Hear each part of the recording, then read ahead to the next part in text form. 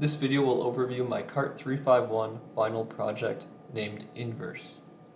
Inverse is a social media platform for photographers, specifically film photographers, to share their 35mm negatives. The social media platform is currently being hosted on my personal domain, oavonprojects.com/inverse. So as a user comes to the page, they're greeted by three buttons: login, register, and why join. If we click on why join, there's a little phrase that just sort of tries to sell the platform and explain the benefits of it. And then we see some negatives upon a lightbox. You're also at this point able to register by clicking the button below, which will prompt the modal, the registration modal. But I'm going to cancel that for now and go back to the home page. So let's go ahead and first log into my account. So I've already created an account. Upon logging in, we'll see that we're using session variables to display the user's name. Just a little bit of a more community, nicer feel. So Owen's feed and then Owen's profile will be this button here. And on this feed page, we're able to see all of the images that people have posted. So it's me and different users. They scroll across horizontally, sort of like a row of negatives. My initial idea was to make this a little bit more coherent in that aspect, though, of course, putting effort in different areas prevented that in this point of the project, but perhaps I will do that in the future. So if we click on an image, we see it larger, we see the name, the description, and who it's posted by with a link to the profile. So if I click on Owen, here we go, we're at Owen's profile. We could have also gotten there from clicking on Owen up here. So on the left we have like the avatar for Owen, and then we have his different pictures that he's uploaded. One thing I've integrated with jQuery is the ability to move the pictures around. So the user can sort of, it's a little finicky sometimes, but the user can move them around and display them however they feel. I explained this a little bit in the documentation. It's sort of just an idea for self-expression and creativity. Though the position does not stay, so if you refresh the page, it goes back. So the user can also upload images, so we'll give that a try. Let's go ahead and choose a file. Perhaps we will use this sideway light, and I will name it just light. We'll see that I'm using different, basically live validation. So I'm getting the valid because I wrote in a correct word. I wrote in light, it has to be more than one character. And then here's the name of the JPEG, and then below we'll just say light on Montreal Street.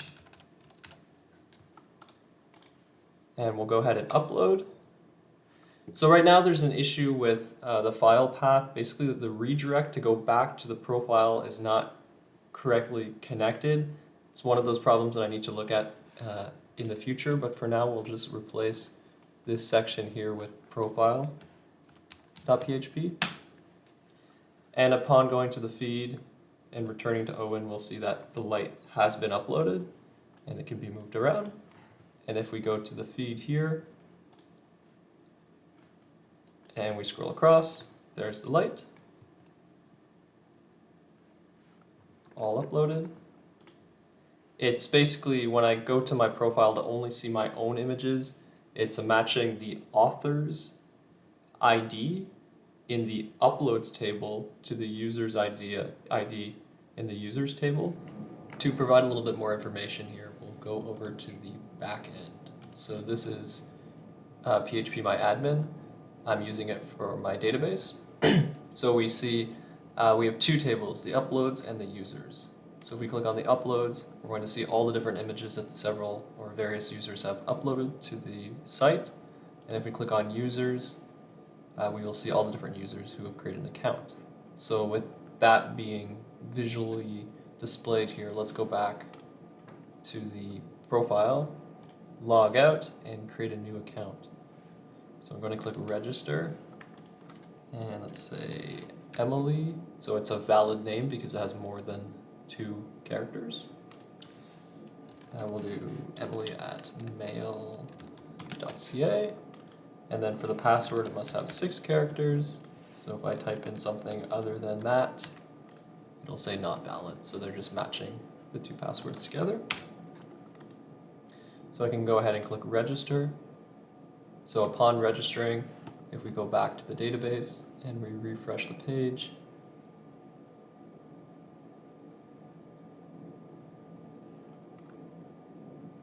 we'll see the new account. There it is, emily@mail.ca, and then a hash password. So I can't even see that on my end.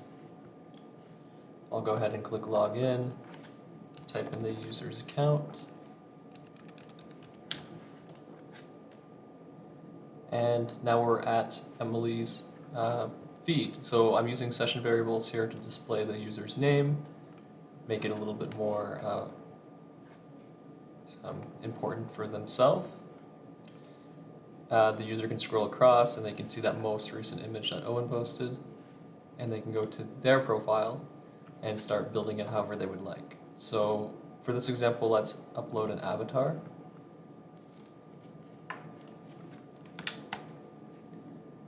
And let's just use this image. I'll click open and save. And similar to the image upload, we have this redirect error, so I'm just going to, for the meantime, remove that and type in profile. And there we go. So now the image has been uploaded. And if we go back to our users table and we refresh the page, we're going to see that an avatar has been appended to Emily's account. So there it is, and it's being saved in that file location. So I have several folders, one's avatars, one's images, and one's default. The default image was that picture that we saw prior to the user uploading an image. So that image is only for Emily, nobody else can see it. And I believe that basically concludes this demonstration of the project. So I'll go ahead and log out.